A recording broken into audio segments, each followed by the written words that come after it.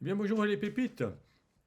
Aujourd'hui, on va parler des pathologies, des symptômes, des maladies, où je vous ai posé la question sur Facebook en disant est-ce que elles sont d'origine, on ne sait pas d'où, c'est le hasard, ça nous tombe sur le coin de l'œil, ça se place dans le corps par-ci, par-là, comme ça, sans aucune raison. Ou est-ce qu'il y a un fil conducteur derrière tout ça, il y a un message à délivrer? Et j'ai eu de très beaux messages, je vous en remercie d'ailleurs infiniment. Et effectivement, je dirais, je ne sais rien, comme je vous l'ai dit, hein, je ne sais rien, mais je vous dirai presque tout. Mais je vais vous partager ma pratique de presque 40 ans de cabinet où j'ai pu voir qu'effectivement, toutes ces choses-là avaient toujours une origine. Et bien sûr que l'origine est diversifiée et qu'elle s'est étendue au cours de ma pratique. Il a fallu que je me m'ouvre à à des endroits que je n'aurais pas imaginés, comme par exemple les vies antérieures, parce que une pathologie peut venir aussi d'une vie antérieure.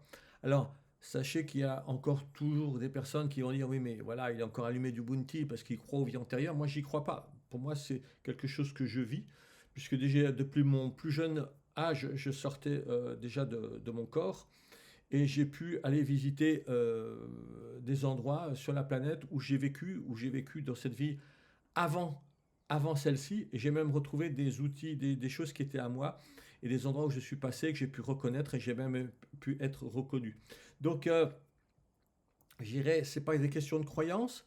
Sachez que même dans la religion chrétienne, la réincarnation faisait partie, je dirais, de la religion chrétienne jusqu'au concile de Rome en 552, je ne sais plus exactement, je ne garde pas tout ça en tête, mais où il y a eu un pape qui a décidé que non, ça n'existerait plus, on n'en parlerait plus parce que ça allait contredire un petit peu, je dirais, des choses par rapport à ce qu'on voulait faire passer en termes de message.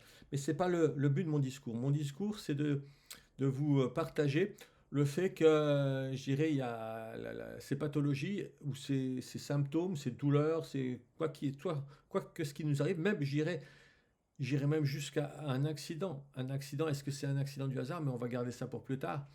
Eh bien, je c'est en train de nous parler de quelque chose. Et donc, en tant que radiesthésiste, j'ai pu, à chaque fois que j'ai consulté quelque chose, aller à la recherche et à l'origine, elle est pistée, d'où est-ce que ça vient. Mais ne serait-ce que par la symbolique de à l'endroit où ça se place dans le corps, c'est déjà en train de nous dire, nous parler de quelque chose de précis. Et pour ça, il n'y a pas besoin de la science, des plus grandes découvertes, etc. Parce qu'on regarde, il y a 3000 ans, 4000 ans, 5000 ans, même dans l'Ayurveda, il y a plus de 5000 ans.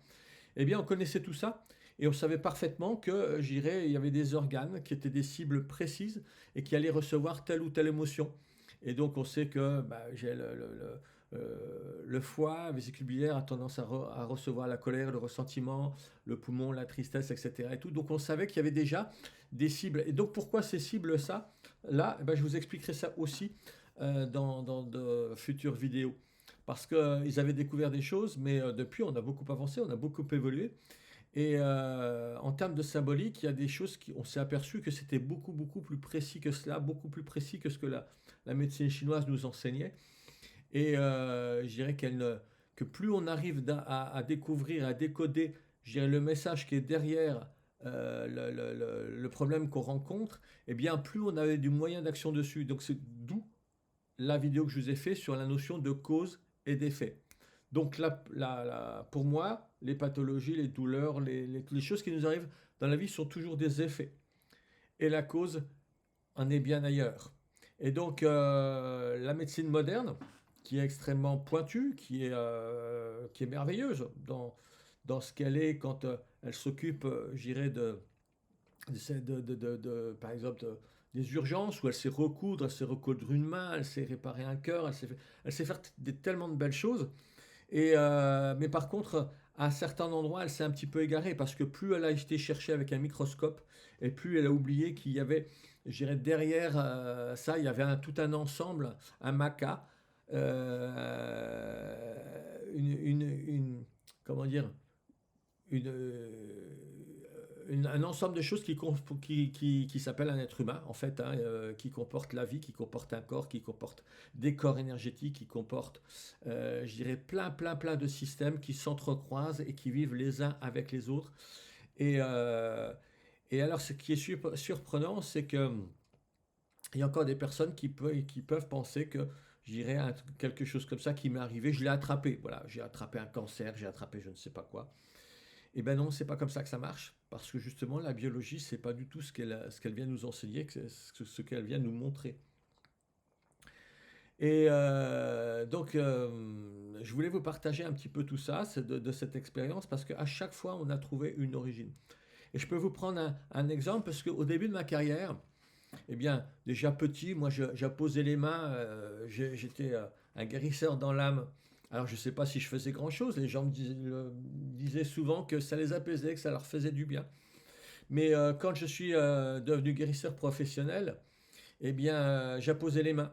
J'apposais les mains aux endroits où il y avait mal, mais même je restais un petit peu à distance et je concentrais l'énergie à cet endroit-là. Et puis, ben, on s'apercevait que la douleur partait.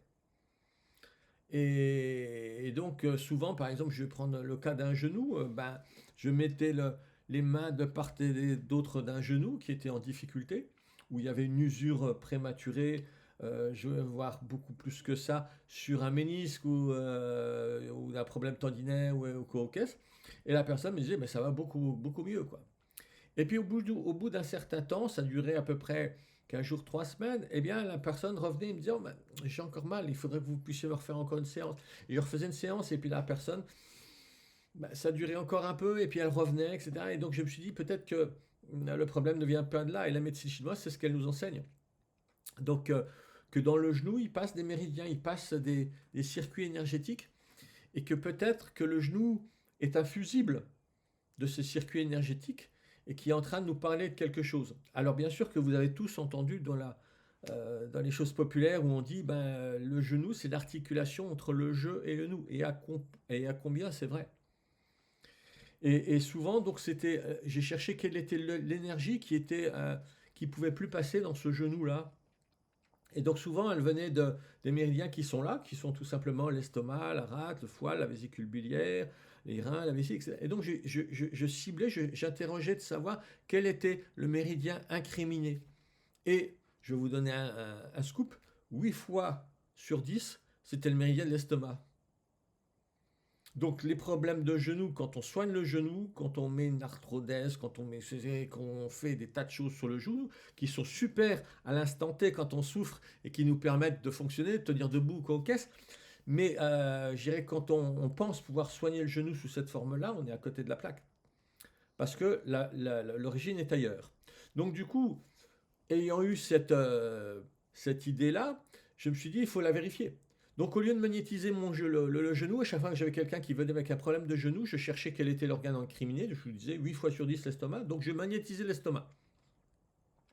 Et là, la personne me disait au bout de, j'irais dans les 3 jours maximum, elle me disait, j'ai plus mal. Vous avez plus mal à quoi? Bah, à l'estomac? Ouais. Non, non, l'estomac, je sentais rien, mais j'avais mal au genou. Mais maintenant, vous m'avez traité l'estomac et j'ai plus mal à mon genou. Et donc, j'ai trouvé ça super et je l'ai fait un certain nombre de fois pendant des mois et même quelques années. Et puis, je me suis dit à un moment donné, bon, bah voilà, c'est bien gentil, tu crois que tu as trouvé la boîte à Pandore, mais c'est pas comme ça que ça marche. Donc, du coup, j'ai continué. J'ai continué à me poser la question de savoir bah, pourquoi cet estomac est problématique, pourquoi il est en souffrance et que ça va se traduire à travers le genou. Et donc, j'ai été en amont. J'ai été chercher pourquoi cet estomac avait un problème. Et effectivement, bah, j'ai trouvé, qui cherche trouve. Et je me suis aperçu que bah, l'estomac était toujours en rapport avec quelque chose qu'il n'avait pas digéré, mais qu'il n'avait pas digéré pas sous forme matérielle d'alimentation, mais d'une situation qu'il n'arrivait pas à appréhender, de quelque chose qui lui restait une rancœur, quelque chose qui lui restait coincé en travers, comme on dit. Donc j'ai été en amont et puis j'ai été voir s'il y avait ça, si je trouvais ça. Et donc j'ai commencé à interroger la personne qui venait me voir et puis je lui disais mais vous n'avez pas vécu quelque chose de ce type-là, etc. Et tout. Et comme moi, j'ai la capacité de pouvoir le chercher en même temps que lui, ou même avant lui, eh bien, ça m'a permis de valider, de vérifier ce que moi je trouvais de mon côté. Et systématiquement, il me disait, oui, effectivement, il s'est passé ça, ou ça a été vraiment difficile, parce que, je dirais, j'ai vécu un truc, mais c'était vraiment pas terrible. Je dirais même, c'était le summum de l'injustice pour moi. Donc, du coup, j'ai vraiment eu du mal à l'avaler. Ah, d'accord. Et donc, quand on traitait ça, qu'on traitait plus l'estomac, qu'on traitait plus le genou, ben, la personne me disait, au bout de quelques jours, me disait, Monsieur André, j'ai plus mal à mon genou. Donc, vous voyez la puissance, les choses qui se décalent. Et puis après, j'ai pas arrêté de me dire, mais en fait, si la personne, elle a vécu ce traumatisme, qu'elle a une situation qu'elle n'a pas réussi à digérer, c'est peut-être qu'il y a une autre raison. Et puis j'ai été en amont, et puis j'ai été en amont, et puis j'ai été en amont, et j'ai pas arrêté d'aller en amont de tout cela pour trouver l'origine. Et quand on va de plus en plus en amont et qu'on règle la pierre angulaire de l'origine, eh bien, souvent, la plupart du temps, on assiste à des guérisons, on assiste à des transformations, aux douleurs qui disparaissent, etc. Mais est-ce que moi j'agis? Est-ce que je soigne les gens? Est-ce que je guéris les gens? Non, personne. C'est les gens qui guérissent. C'est ça qui est extraordinaire. C'est de comprendre que on va faire appel à l'intelligence du corps. Et le corps a un système de défense, et il en a même plusieurs. Et ce système de défense marche super bien, mais des fois, eh bien, je dirais pour défendre la personne, il va arrêter d'alimenter à un endroit du corps où il va aller faire une stagnation, il va faire chauffer, ou il va empêcher le sang de passer ou quoi aux caisses parce qu'il veut pas de cette douleur, il veut pas de ce problème-là, et ce système de défense se met à jouer contre nous. Et c'est là où il y a problème, et qu'on peut même développer des maladies qui jouent contre nous, contre notre propre système immunitaire, donc du coup, qui s'appellent des maladies auto-immunes. Donc, vous comprenez maintenant pourquoi que je ne fais pas de médecine, parce que la médecine, je laisse ça aux médecins qui font ça super bien, et qui traitent je dirais, l'effet de quelque chose qui est ailleurs. Et moi, je m'occupe de pas du tout la même chose, je m'occupe de la cause, ce qui est en amont. Donc, ce sont deux façons de travailler. Et alors, ce qui est super intéressant, c'est que je viens de voir une émission, je crois que c'était sur Toxin ou quelque chose comme ça, où la personne disait, ben voilà, il y a une grosse découverte qui a fait la une de tous les journaux aux États-Unis. Il y a eu comme un pavé dans la mare, parce que les découvertes scientifiques les plus hautes qui viennent de sortir sont en train d'expliquer que 75%, écoutez bien ce que je suis en train de vous dire, c'est pas moi qui le dis, 75% des pathologies seraient d'origine psychosomatique. Donc ça veut dire qu'on générerait ces choses-là. On est en 2026, je crois. Je ne sais pas, moi, quand j'ai démarré ostéopathie dans les années, au tout début des années 90, mon professeur nous enseignait que plus de 90-95% des pathologies étaient issues, je dirais, de problèmes psychosomatiques. Et puis si on fait un petit peu de recherche, moi je ne suis pas du tout ce type de chercheur, etc. Mais vous pouvez aller retrouver par exemple le triangle de la santé qui a été mis au point et inventé par George Goodhart, j'espère que je le dis bien, en 1960. En 1960, il expliquait déjà tout cela. Il expliquait le triangle, la triade de la santé, et qu'il expliquait qu'il y avait trois pôles. Un pôle, je dirais, très structurel, qui allait comprendre, je dirais, tout ce qui était les systèmes musculaires, squelettiques, la posture, les fascias, etc. Il y avait un autre pôle qui était plus biochimique, où il y a la nutrition, il y a le métabolisme, il y a les hormones, les médicaments, les plantes, etc. Et la troisième partie, la 13e pointe de ce triangle isocèle, c'était le mental, l'émotionnel, le stress, tout ce qu'on appelle cognitif, le vécu psychologique de la personne. Et que ici, si on touchait une de ces pointes de ce triangle-là, eh bien, il y allait avoir une répercussion, excusez-moi, sur les deux autres pointes.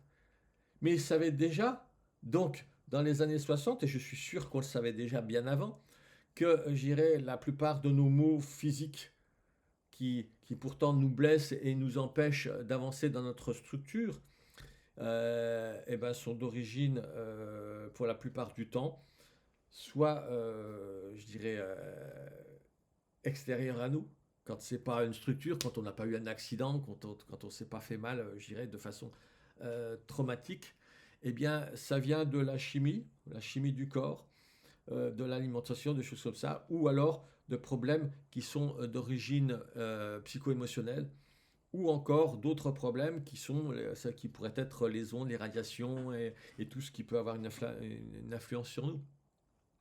Donc voilà un petit peu ce que je voulais vous partager.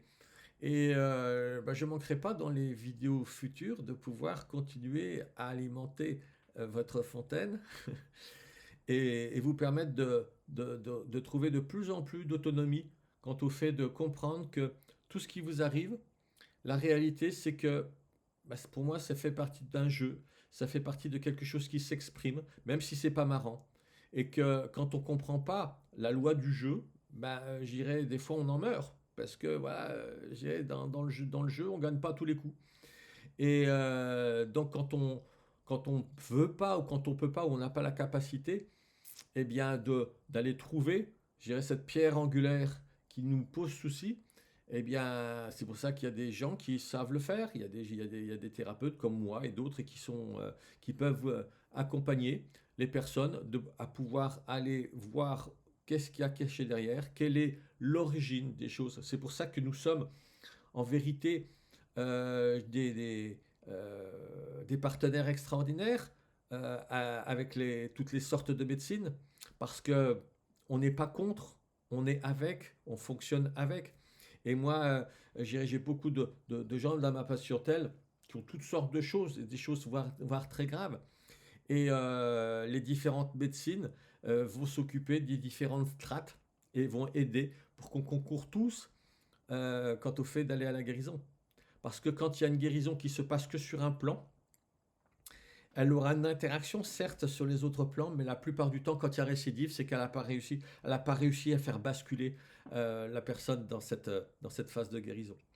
Donc voilà un petit peu ce que je voulais vous traduire aujourd'hui. J'espère que ça vous a plu, que ça vous a apporté quelque chose. Et je vous dis à la prochaine vidéo. Ciao, ciao.